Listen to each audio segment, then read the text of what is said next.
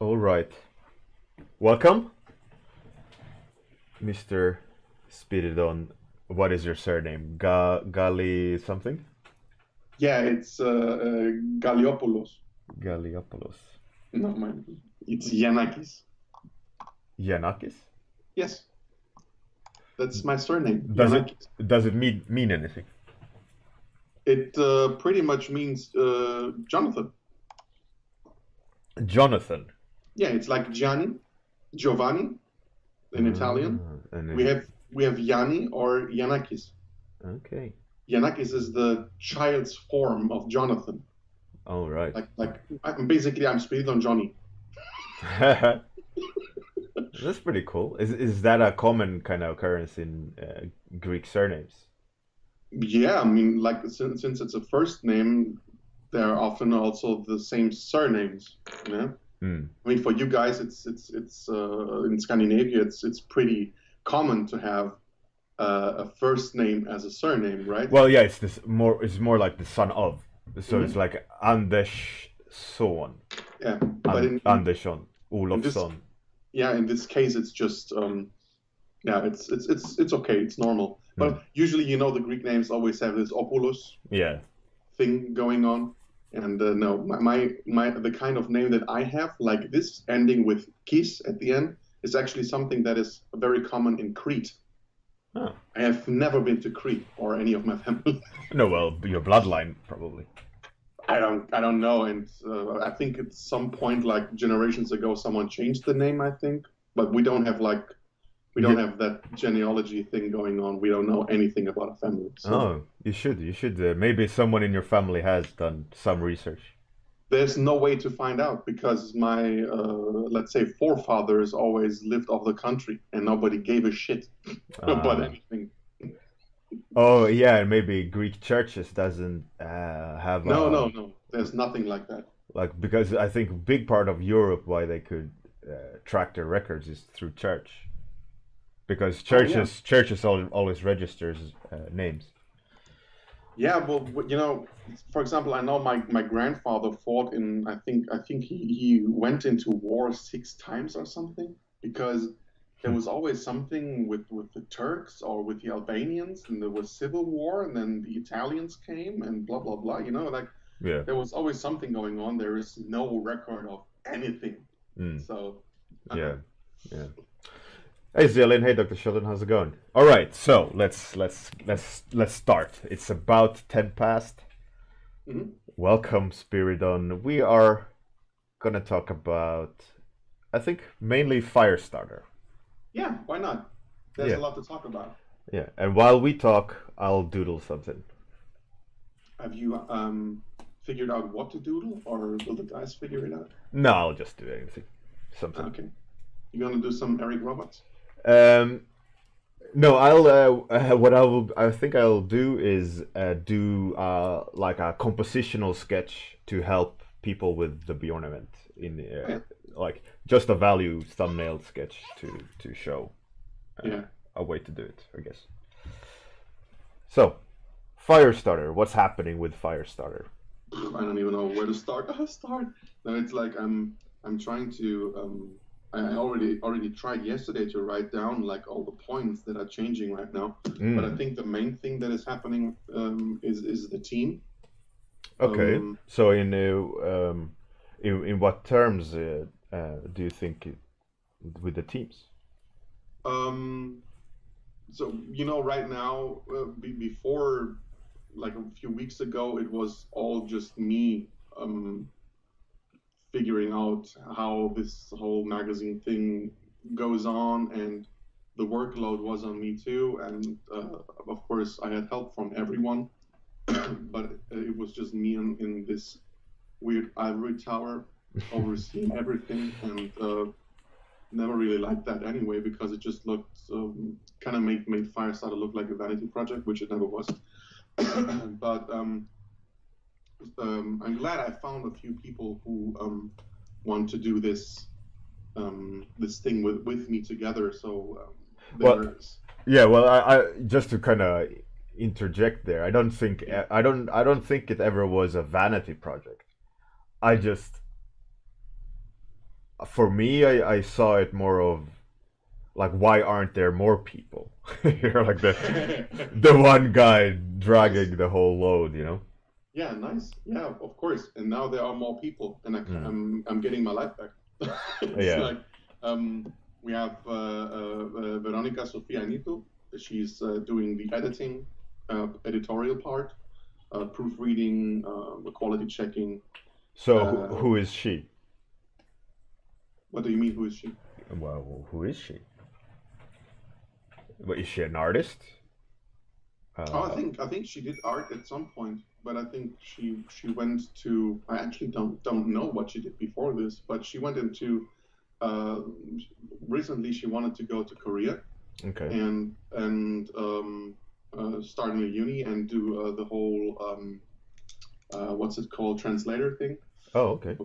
But I think now she's focused on the UK for first and study in journalism or publishing, I think.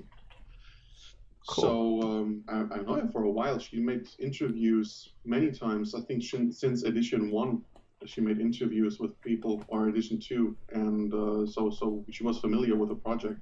Mm. And I really wanted her to have her on this because, like I said, she was there from right from the start, and yeah.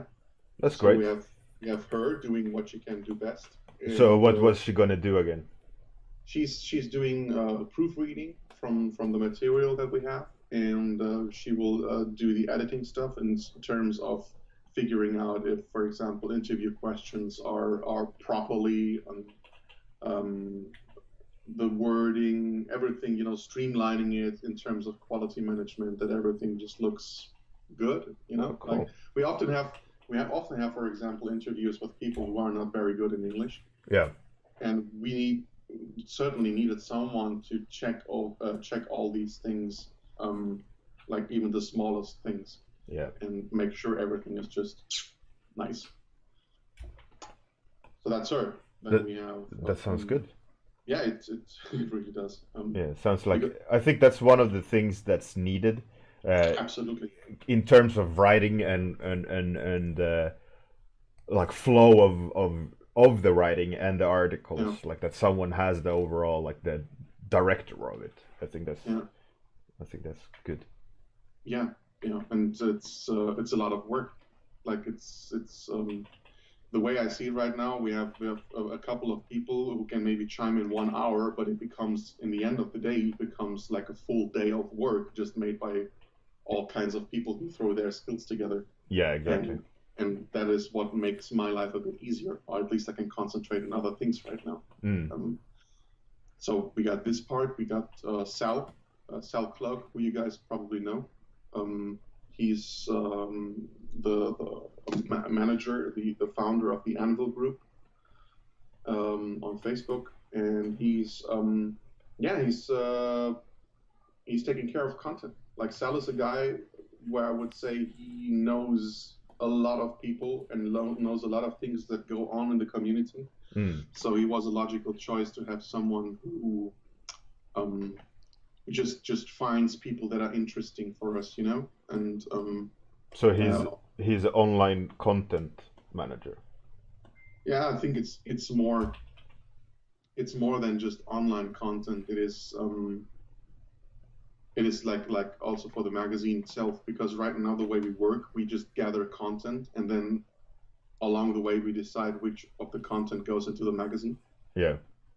Before it was different. I was picking specific people where I knew these would go into the magazine, but we want to produce so much content right now that it has to work differently. It's not a method that works in that regard, because we try to have a new article every day on Firestarter, like Mm. every day new content, always a little. Sometimes just an artist feature, sometimes, you know, always something different, yeah. Yeah.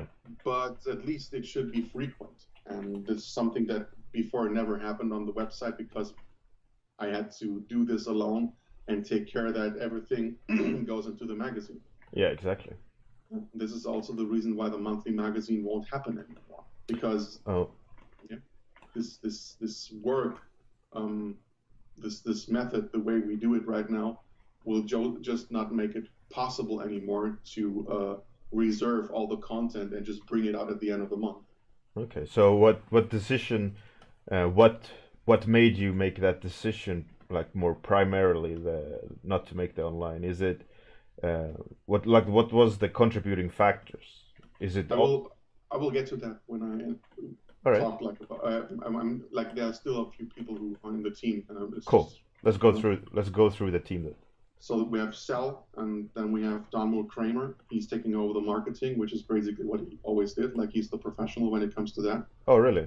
So Yeah. he's in that business kind of. Yes, that's his thing. But he's also very, very involved with the art community, which is like the best thing about all these aspects. I think, I believe, when I think about it, that everybody in this team has in some way to do with the art community, but it's not their main thing. You know, like all of us are trying to contribute something in what we can do best, but. Yeah, but it's not like we are all super professional. I think from all us artists, the one that works most in art himself is Sal. But besides that, like I said, Veronica is in the editing thing, and Sal is doing art, but also a lot of mentoring and the whole mental health mentoring program that he's doing. Oh, that's great. Yeah, and you have like Dawn with marketing. Then you have Svetla Rasheva. She's doing our social media now, and she's also into marketing because I think in injuries forced her into stopping doing art herself. But she was very highly involved before, you know. So. Oh, is it a repetitive stress injury or? I have no idea. I think it was something with her back. Oh. Yeah. And with a hand, I'm really I have no idea right now. Like she told me, and it's totally disrespectful, but I have no idea anymore.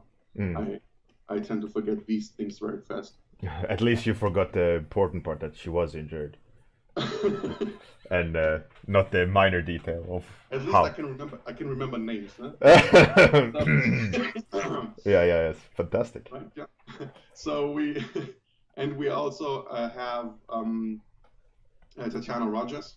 She's I know her for 4 years, I think now, and she's from Australia, and she's also an aspiring artist, but she's also a graphic designer.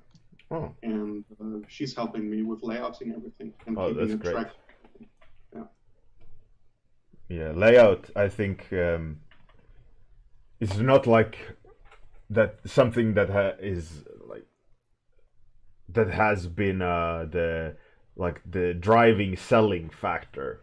It's like it's always been good, but it hasn't been like wow, like everyone's talking about the layout.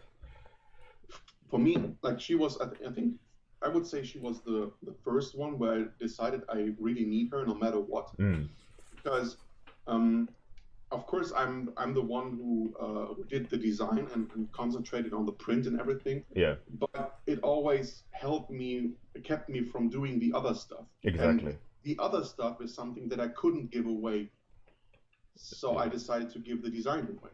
Yeah, I think with anything, when a project becomes bigger, you really need to delegate out a lot of things, so that people can focus on one thing and make that really good. I mean, you can give the best like layout artist in the world too much to deal with, and then he'll or she will do a bad job, regardless, you know. The main problem for me is that I've become a control freak, and it is not easy for me to delegate, and I also think that I am a really asshole boss because I expect a lot from everyone who's working with me. So because I've always people expected a lot from me, so I basically just kept doing it in the same manner. And I'm sorry, sir. Yes, sir. I will do my best, sir. Come on. I will work harder, sir. I will do twice the streams every day, sir. I'm sorry, sir. Yeah, that's good. That's good. Makes me happy. Yeah. So that's the team now. Now with the team, there was the now we come to the thing with the magazine and the monthly thing. Mm-hmm. It would have been easier to keep doing the monthly magazine. Yeah. With a team, of course. But the question is how much workload it would mean when the deadlines arrive. So, and a second part of it was, no, there were three important parts with that decision. The first one was the deadlines. Mm. The second one was the deadlines for the other ones who are involved, which means with the 2 monthly editions I did so far, and this one came like really, really late. If you depend on certain content to be there at a certain deadline, and a few people, or just one maybe important one, can't keep up the deadline because they're sick or they have other work to do or anything, the whole deadline goes back. Yeah, exactly. And then you have less time to make the next magazine.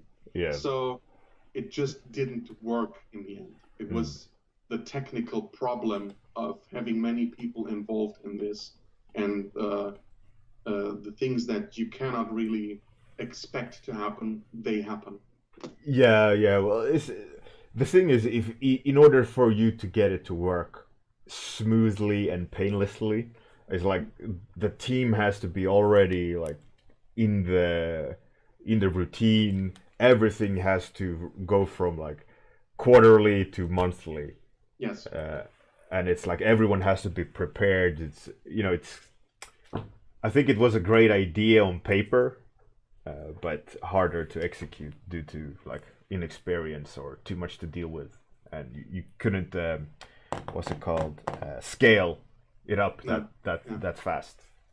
It's it would have been possible if there was a team and there was a pool of content already. Yeah, but, and the routine of creating magazines with that team. And yeah, so I think it could be something, but we said for 1 year we won't do any of that. Like for 1 year we will keep track of doing a yearly magazine in print and and the content on the website, and like bring the new features that we have planned and all these things. And yeah, so we, like I said, we have the one deadline thing, we have the deadlines of other people, and then there's the reach. I think the magazine, like, there were always a couple of thousand downloads when the magazine was free, and they were of course lesser when the magazine went into the paywall thing. And at the same time, when we had a good article going, this article had a bigger reach than the magazine itself. Right. Yeah. So it was pretty obvious, and like I'm totally transparent here, because I mean maybe some people won't tell you that, but I think it's vital for people who also want to start something like this at some point. It was a learning process for me to realize that it makes more sense to make one article that reaches 5,000 people maybe every day, or 2 or 3 days a month, than at the end of the month one magazine that reaches the same amount of people. That is like, it should be a no-brainer. Yeah. So that's why we don't do this anymore. It might become different at some point when we have the users and all that. At least we know that even in a year, the magazine won't ever cost again. We want to keep it a free magazine, which is also available for the students who sometimes don't even have the money for the coffee. Yeah. And we don't want to keep the content from these people. This is why we have the Patreon for all who want to support us, but you don't have to. We would do it anyway. Yeah. So that was the major decisions. I think that's good. I think that's fair, and that's pretty good.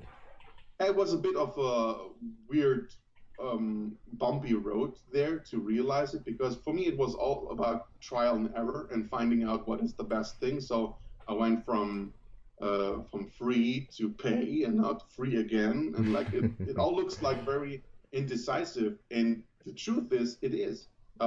Yeah. That's the thing when you have to find things out. This is not a traditional publication. It's not like I'm making a magazine and selling it in a store. Yeah, or that you already have like trade deals in place and stuff. You're That's the thing, yeah. You're free to experiment. I think that's the beauty of it as well. Yeah. So at one point I think like it's a community magazine, and I have like no obligation to Mm, do it in a way that is expected from anyone. But at yeah. the same time, I think there's a certain responsibility when we say we want to bring the content to everyone for educational purpose. To say if you can support, then do it. If not, then not. Yeah. Yeah, absolutely.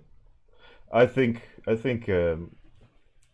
in general, like when it becomes, I think a bit more streamlined in terms of access, Mm, and the people realizing it's free, so that it's like really easy to get a hold of the information, mm, and that it becomes, if it becomes like this like morning routine place. Like I mentioned this in a talk with you before. Like, mm, when you have your routine in the morning, like have coffee, check email, and then you have these X amount of websites you always go to look at. mm. And if we manage to make Firestarter one of those kind of routine places where you constantly just quickly go check what's new, I think that's going to benefit the whole free information Mm. aspect of it, because it's traffic, and then that Yeah, feeds into the whole cycle, like looping around. this is the goal right now: building traffic, Mm, because everything else will profit from it. Um, and but it's for me it's always about quality traffic, you know, like we could write like clickbait headlines about whatever, and but I think a page that people know that the content is always something that is valuable, even if they don't know the person that wrote it, you know, sure. then that is the biggest benefit of it all. I'd rather have uh, like I'd rather have 1,000 clicks a day from people who I know will engage with us than a couple of thousand of people where most of them are just ghosts. True, but you also need that traffic. Probably, yeah. I mean, so far, I mean, compared to other magazines, there wasn't many prints of ours, like just a couple of thousand every half year. Mm, And still the impact and the interest that it had with companies that wanted to support us was always there. Like we were never, I would never not say Firestarter was always super successful, yeah, mm. but we got all the applause and we got the attention of some major companies. So I think it could be something that works that way. Absolutely. I mean, magazines like IFX, Imagine Mm-hmm. FX, they are also in the same category, Mm-hmm. but that's more like showcase than actual community in terms of, um, at least how it looks like now. Yeah, I've in the past 2 weeks alone, I've gotten messages from people. Yeah, like one I showed to the team too, of someone who asked. I have the choice right now and the money to decide if I want to hop on Firestarter or Imagine FX. Why should I pick your magazine and not theirs? And I'm like, uh, I don't know. Go to them. They're the great magazine. Like what they do is just awesome. What we do is just a bit different. You know, Yeah, it's like you can't really compare. It depends on what you want to do, and it's the same thing with the events too. Like when people ask me, "What is the best event?" Well, it fucking depends on what you want to do, and yeah, it's the same thing with everything. Just find it out yourself. yeah, exactly. I don't know how to answer these questions. That's why I think if it's free, it's gonna the the people that have a choice is still gonna do both, because one is paid. I mean, but free is always tasty, you know. That's true. Yes. And you can get income differently, ideally, but like you said, you need the traffic, you need uh, Yeah. the body count of views. Yeah, I'm perfectly honest. I have no idea about these things. That's why have Don with me now. Mm, That's why he will find out how we can monetize it and make it a sustainable thing. At least it's not like we want to cash big on this, but at least everybody who is working should be compensated in some way. yeah. And that's the goal right now, to find out how to make this work with our sponsorships and the. I mean, for example, I had I never really tracked all the. I mean, I have it on a sheet, but I never tracked all the logos of the of the companies that work with us, all the events. And Tatiana basically, I told her like, could you do that? And she was like, yeah, sure. She went through all the magazines and through all the ads that we have on everything, and collected the logos of the companies that we work with. And then I was like, at some point, well, how many do you got? And she's like, well, 63. Oh shit, that's pretty. I was like, what the fuck? When did this happen? I had no idea we worked with 63 companies. I had no idea. So yeah, there was a lot of connections right now. Like, and if that is possible with a good website, maybe there is more. And I just was too stupid to see it, you know? Yeah, yeah. It's like you. Yeah, it's tricky to understand it all. Yeah. I think, especially because there's each category of let's say the staff you mentioned. Each category of that has so much depth to it. Yes. That you really need to be absorbed in each category to fully like stretch it and come up with an idea of like, okay, how can I make this work? Or learn something totally different, which will occupy my time to do my job in another section. Yeah, like exactly. This is I have this also discussion very often about specialization. Like everybody is like, yeah, you got to do a bit of everything and all that stuff, and I'm like always like, but if the tricky questions come, yeah, you always need a specialist. Yeah. I'm very much a friend of specialization. This is why I'm always concentrated on print design and not on web design. Like, if you can go to a designer in general, and when they are getting asked about color management and profiles and all that stuff, they might not know anything. But then you come to a print designer, he can actually give you some valuable answers, and it would change the whole product for you. Yeah. And this the same thing with marketing and editing and everything. Yeah. Yeah. So I'm super happy to have these people. I can't even word how happy I am that things are going forward like that right now. Yeah, I think it's a great thing, and I'm very. I think the news are great. That it's to the point now where specialization is needed. Yes. I think you've done a great job, Thank you. So far on your own. But it's to the point now that you are not enough. This just reminded me on. Do you know this speech that Jim Carrey gave at the Golden Globes? Recently or? No, it's a long time ago. It's so good. Like he was announced as two-time Golden Globe winner Jim Carrey. You know? Yeah. And he's like, "Hello, I am two-time Golden Globe winner Jim Carrey." And when I dream, I'm not dreaming a normal person's dream. I dream of being the three-time Golden Globe winner, Jim Carrey. And then he's like, because then I would be enough. Yeah, exactly. Yeah, I don't think that in a community project there is ever the thing where you would say that something is enough because of the. I mean, it sounds pretty cheesy. I realize that while I'm saying it, but since the community itself is such a huge thing, we keep adding stuff. I did it myself too, and we still do it right now.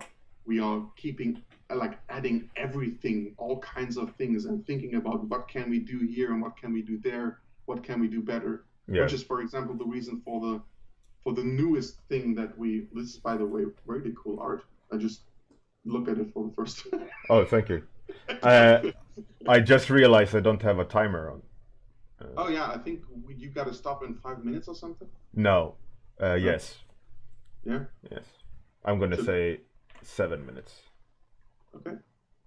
So where I'm going with is this, like, we have this new thing that we are building right now, a new feature, and I think it will change the scope of the entire page. Because we are building a job section. A drop? Job. Oh, job. Oh. Yeah, like G-O-B. Exactly. We have been asked very often, like, and also in the Firestarter group on Facebook, and I was referring them to the one of the Playgrounds Festival, where they have this jobs and internship group, and it's really cool because there's always new stuff.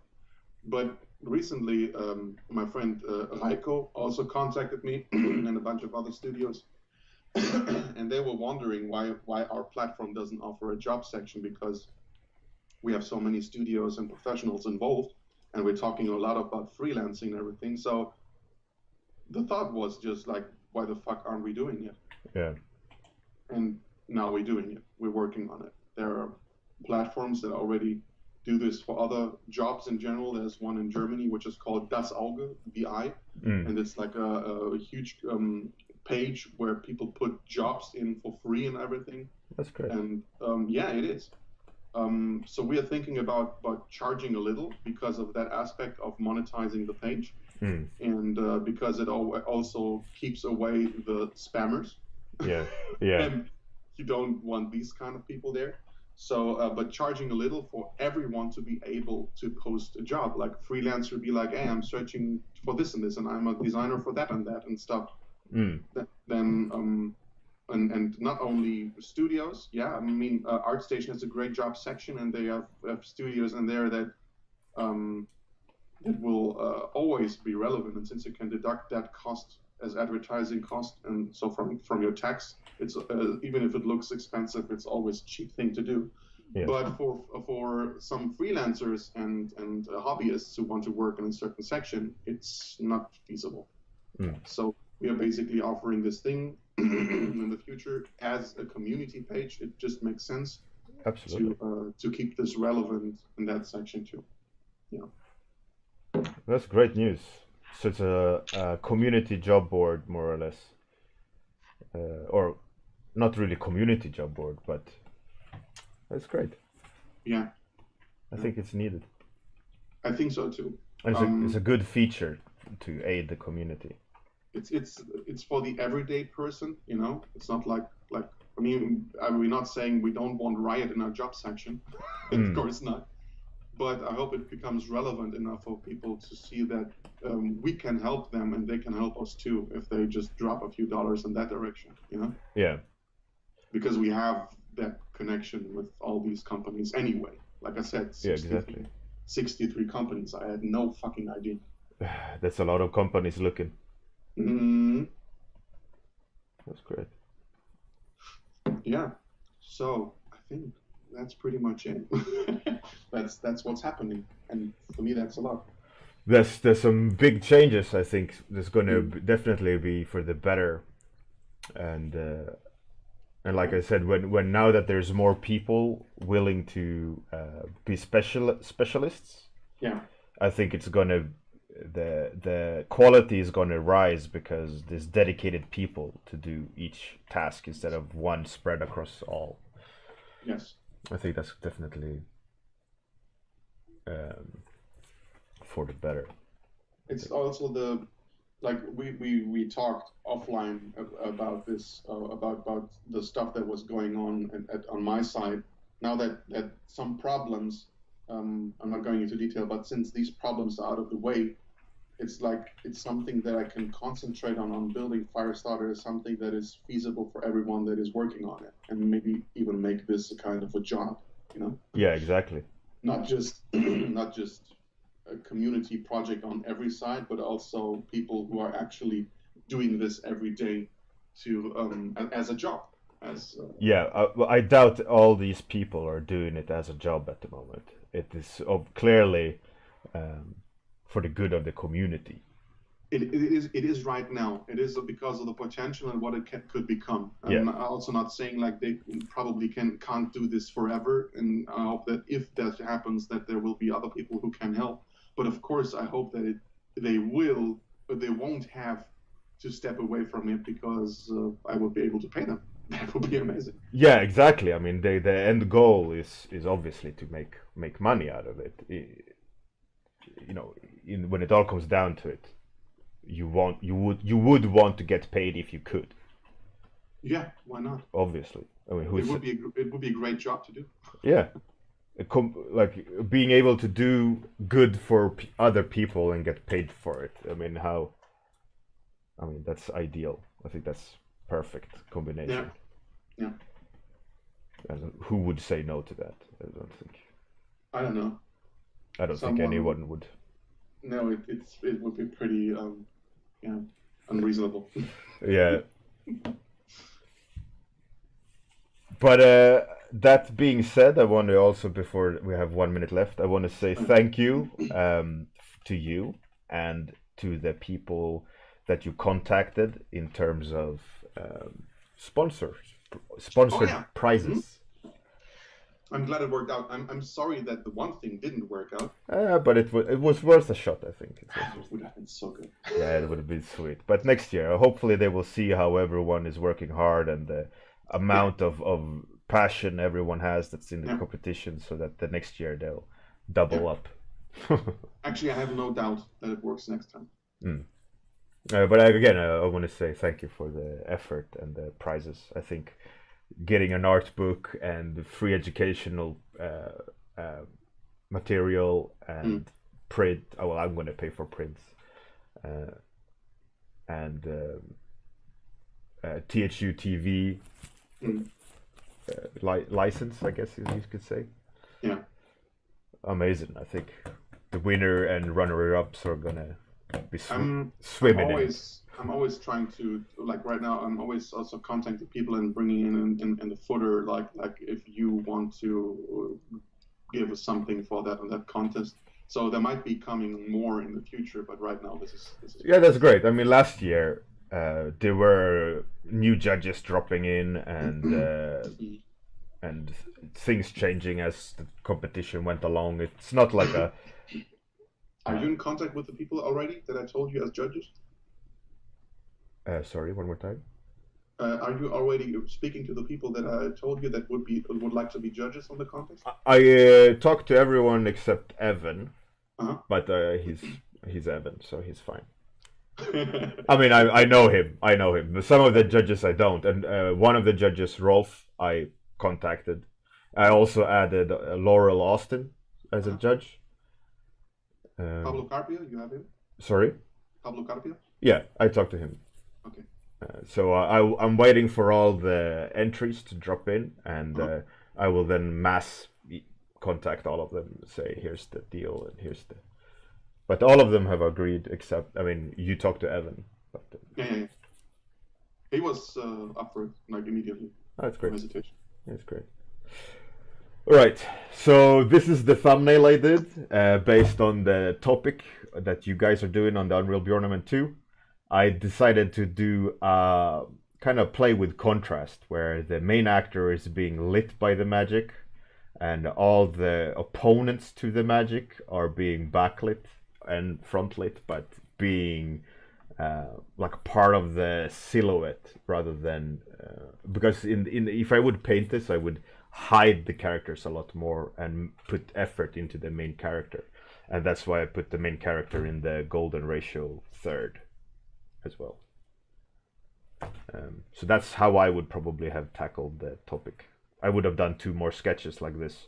It's like half an hour experimenting with composition and placement and values, and then you're gonna get a very educated guess on where the painting would go if you just liberate yourself and create something that visually interesting, and then you can add the details as you push it further, or like the design. At the moment, it's just figures. So anyone wanna kind of look at it again? Obviously, it's going to be on YouTube and on demand, VOD on Twitch. And Spiridon, do you have any suggestions on who to raid?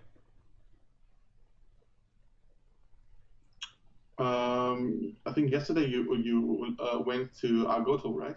Yeah. That's the only one that is online right now that I can see. Oh, for you? Yeah. In 2 days you can rate me because we're gonna look for this here. Oh, yeah. That looks great. Yeah. Let's. But right now, I don't know. There was no real. I mean, Agoto, he's on again, but let's see. Pixel art. There's mine. Let's raid me. Paper. Let's rate me. So you add another half an hour. Yeah, I get raid myself, double up. I'm gonna hack Twitch. Destiny 2 commission. Gamma trap. Oh man, it doesn't look good. There's some weird stuff there. It's the curse of the art channel. That looks pretty dope. All right, let's Illuso. Illuso the Inkling. Okay. That looks pretty cool. Boring polishing stage. Let's go support Illuso. Wow. All right. Illuso. Right. So, as per usual, we're gonna raid after the outro. Thank you very much, Spiridon, for the talk and all the effort that you've done for the community and will do for the community. And thanks everyone in the chat for joining in and hanging out. And sorry that wasn't that much communication with you guys today, but I prioritized the guest of today. Tomorrow you will have my undivided attention and love. It's like talking to your kids. Yeah, absolutely. I love all of you. I just as much as the other one.